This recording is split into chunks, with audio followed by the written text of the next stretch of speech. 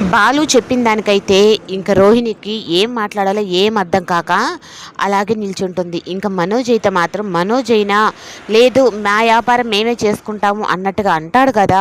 అంటే ఇంక మనోజ్ అయితే మాత్రం బెల్లం కొట్టిన రాయి మాదిరిగా అలాగే నిల్చుంటాడు. ఇంకా బాలు చెప్పిన దానికి ఇంకా మీనా, శృతి, రవి అందరూ అయితే యాక్సెప్ట్ చేస్తారు.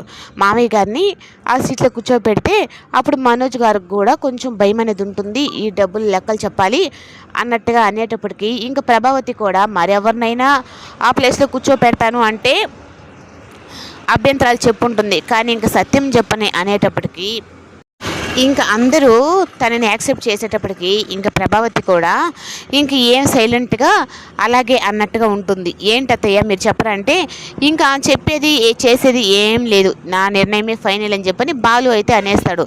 ఇంకా గదిలోకి వెళ్ళిన తర్వాత మనోజ్ని అయితే ఇంకా రోహిణి ఒక ఆట ఆడుకుంటుంది. నువ్వు ప్రతి దానికి పప్పు ముద్దలా ఎందుకుంటావు, మీ అమ్మ చెప్పిందే వింటావా, నేను చెప్పింది ఒక్కసారి కూడా వినవా అంటే నువ్వు చెప్పింది వినిన దానికే కదా మా అమ్మ చేత ఇప్పుడు ఇన్ని తిట్లు తిట్టున్నాము అని చెప్పని మనోజ్ అంటాడు. అయ్యో మనోజ్ నీకు అర్థం కావట్లేదు, నేను చేసేది ఏదైనా మన ఇద్దరు లైఫ్ గురించే కదా ఆలోచిస్తాను అన్నట్టుగా అనేటప్పటికీ ఏమో రోహిణి అయ్యింది తెలీదు. ఇప్పుడు ఆ బాలుగాడికి కానీ నేను ఇప్పుడు లేదు అన్నానంటే వాడు డబ్బులు కట్టమంటాడు, మళ్ళీ నాకు పెద్ద రిస్క్ తీసుకొచ్చి పెడతాడు అన్నట్టుగా ఇంకా మనోజ్ అయితే చెప్పి అక్కడి నుంచి తప్పి చేసుకుంటాడు. ఇంకా రోహిణి అయితే ఈ విషయంలో మామయ్య గారిని అక్కడికి పోనివ్వకుండా ఎలా ఆపాలి, ఏం చేస్తే తను ఆగుతుంది అంటే అప్పుడు ఇంక పోయి ప్రభావతితో మాట్లాడితే అంటే ప్రభావతి ఏమో ఇంకా బాలు నిర్ణయం తీసుకున్న తర్వాత ఇప్పుడు నేను కాదని చెప్పలేను, ఆయన ఎవరినో కాదు కదా మీ మామయ్యనే కదా కూర్చోబెడుతుంది, ఆయన నువ్వెందుకు ఇంత టెన్షన్ పడుతున్నావు అని చెప్పనని ఇంకా ప్రభావతి రివర్స్ అవుతుంది.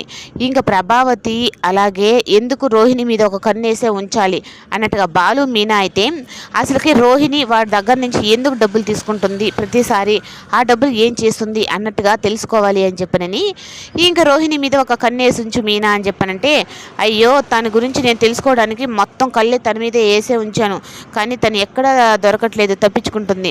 అయినా నాకు ఒక డౌట్ కూడా ఉంది, కామాక్షి పిన్ని వచ్చి ఇంతలా చెప్పి రోహిణి గురించి మాట్లాడుతుంది అంటే నాకు ఏదో కాస్త అనుమానంగా ఉంది అంటే అవును మీనా నాకు చాలాసార్లు అనుమానమే, ఆమె రూపాయి లేనిదే ఆదాయం లేనిదే ఏది చేయదు, అలాంటిది రోహిణి కోసం ఎంత ఒత్తొత్తు మరి ఆ అమ్మాయి మంచిది అని చెప్పని అంటుంది అంటే అని ఇంకా అందరూ అలా అంటూ ఉంటే అయ్యో తన గురించి ఒక్కటి మాట్లాడుతూ ఉంటే ఈ తీగ ఎక్కడి దాకా వెళ్తుందో అర్థం కావట్లేదు అని చెప్పనని తనంటుంది. కానీ రోహిణి అయితే మాత్రం ప్రభావతి కొట్టింది కానీ మనం అలా గిల్టీ ఫీలింగ్గా అవ్వాలని చెప్పని లేకుండా తను ఇలా చాలా హ్యాపీగా ఉన్నట్టుగా చాలా నటిస్తుంది అని చెప్పనని అంటాడు.